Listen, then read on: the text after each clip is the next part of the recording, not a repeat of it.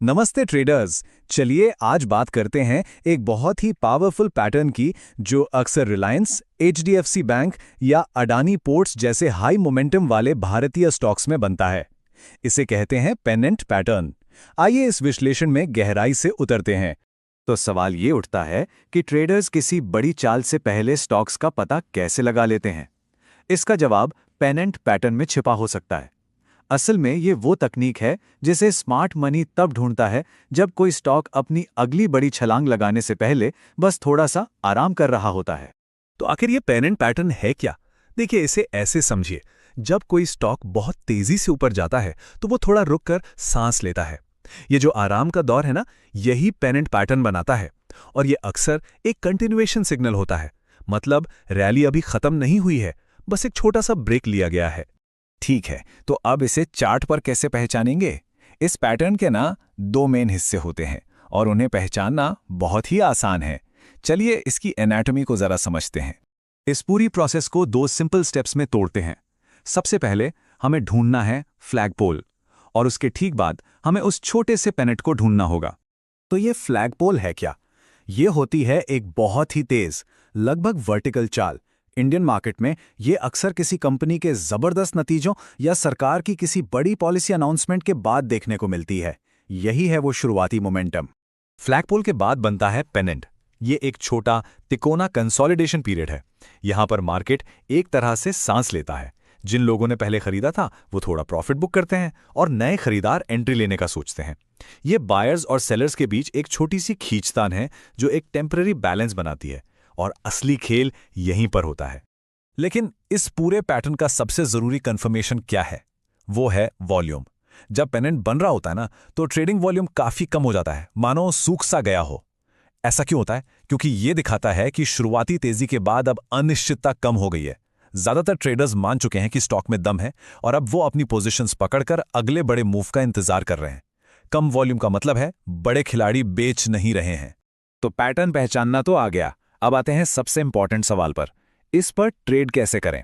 चलिए अब एक्शन वाले हिस्से में चलते हैं और ट्रेड करने की सटीक रणनीति को समझते हैं। इसके नियम बहुत ही सीधे साधे हैं।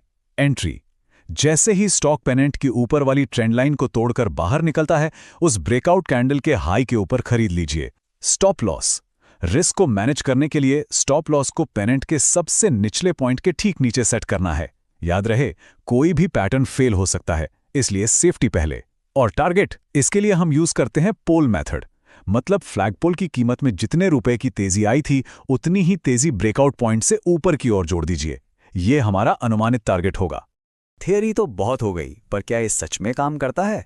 आइए कुछ जाने माने भारतीय स्टॉक्स के असली उदाहरण देखते हैं ताकि यह कॉन्सेप्ट और भी मजबूत हो जाए।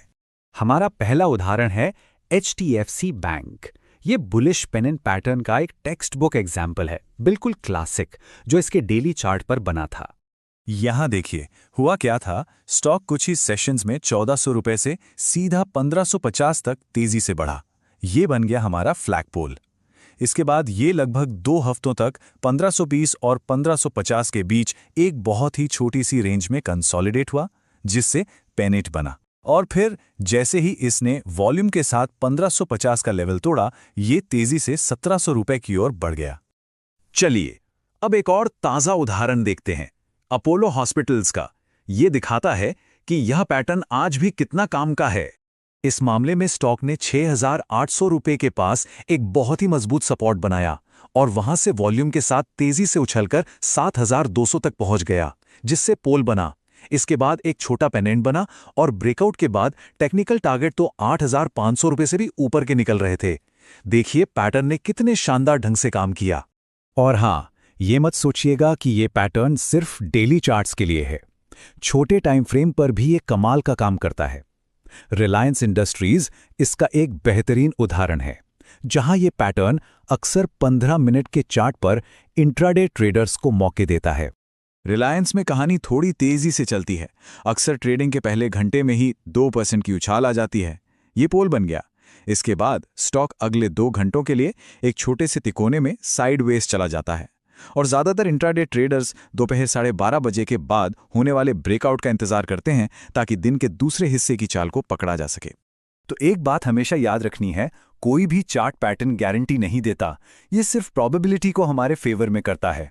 ये सब संभावनाओं का खेल है, किसी भविष्यवाणी का नहीं। अब जब पेनेंट पैटर्न को पहचानना और ट्रेड करना सीख लिया है, तो एक सवाल सोचना बनता है, अगला पेनेंट पैटर्न किस स्टॉक में बनता हुआ दिख सकता है। अगर आपको हमारी वीडियो अच्छी लगी हो तो कृपया वीडियो लाइक करें, शेयर करें एंड हमारा YouTube channel world of share market subscribe करें। और हाँ, बेल आइकन को दबाना ना भूलें।